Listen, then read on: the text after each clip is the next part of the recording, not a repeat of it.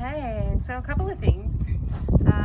Today is maceration on the buffalo skull, day number 10, and water change number 5. So I'm going to show you where we're at with that, but also where I'm at with this coyote out of Colorado.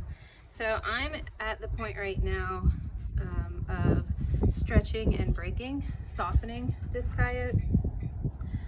The stretching process isn't a very long process, but breaking it is, and by breaking it I mean softening it and making this as blanket soft as possible. So touching on that, I don't have any big machinery.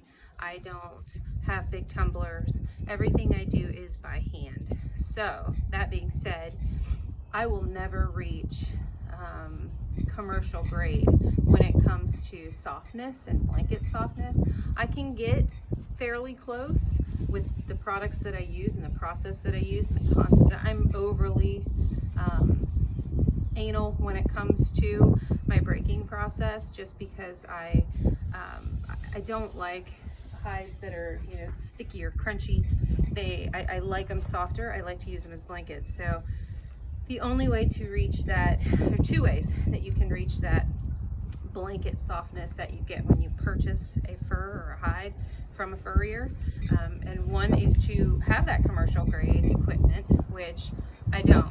I do everything by hand. I stretch by hand. Everything is tanned by hand. Or the other way you can reach that is to brain tan. And again, I've touched on this before, but I do not brain tan at this time. I don't do it. The brains aren't available to me because of how I source. So that is something that I am and have been looking into lately. And I think what I may start doing, just as like a practice type deal, is I may start purchasing pig brains and seeing if I can do it that way. I don't know yet. I haven't done enough research on it to touch on that.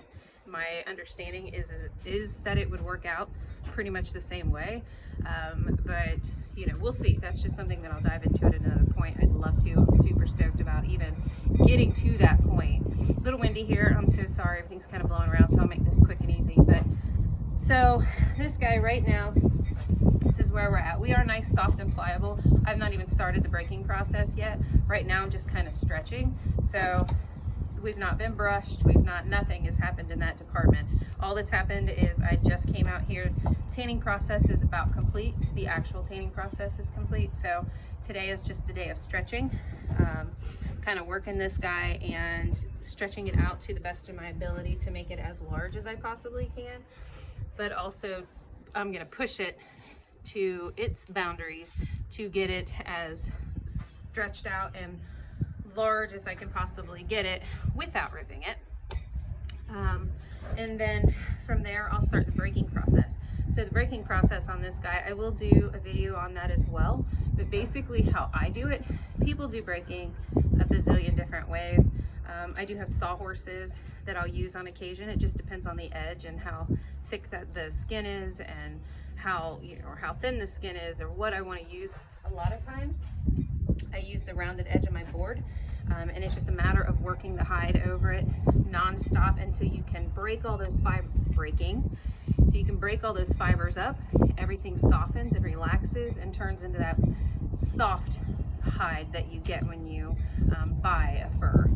But again, I'm no commercial tanner. I don't have tumblers. They use giant tumblers for their process as far as softening hides is concerned, but I don't have that. Again, everything is by hand. So my breaking process takes quite a while. I have heard of people, and I've done it myself. I've tried a few different ways. I've wrapped them around trees and worked them just back and forth, back and forth, back and forth, back and forth. But you have to work small sections at a time, then getting the heads right and the little bits on the arms right. I've used rope tied between trees, and again, you just work it until you can, you know, achieve that softness that you're looking for. So that's one project for today, is the stretching process. The other thing I'm working on today, everybody has already seen this guy, but I'm gonna pull him out of the witch's brew here. I've already got a fresh water change ready for him. I'm switching back and forth. But again, this is day 10 for this guy, and water change number 5 on the buffalo head that I got from Mr. Dale. Let me move this guy aside. I know it's not the best thing to be staring at.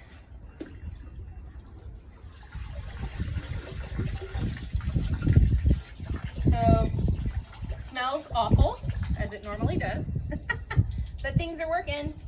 Everything's kind of, I did pull some bits and pieces off of here. The inside, as I look down here through the inside of the scalp, I can see, or the skull rather, I can see some meat chunks down in there that will be easily pulled off. It's getting a lot easier.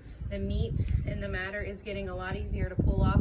We're getting there. But again, remember, this is a hell of a process. This can take up to a month to fully do this, and we're only on day 10. So it looks terrible.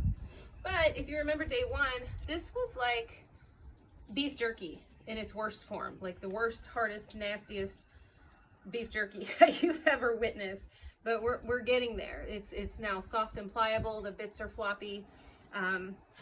We are going to go back in the brew. Clean brew.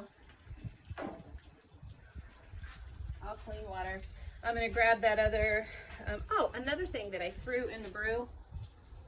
I do have a couple of crow skulls that I did allow. I had them in the tree, and I had Mother Nature kind of doing her job. These are a few of the heads that I had swinging from the tree over there, and the ants did a beautiful job. A little windy, sorry. The ants were doing a beautiful job. I did see them over there in the tree, you know, eating out the eyes, getting hold of that brain, getting the big matter out of there. Now it's just a matter of macerating until I can get all the rest of this. See, looky here. How beautiful is this process? It's wonderful. So, whew, smells lovely, but it's working as well. So I'm going to gather up all these bits and pieces here. I've got a few crow skulls. I've got the bottom jaw to that big bison. I do have a possum skull in there as well that Utai found for me.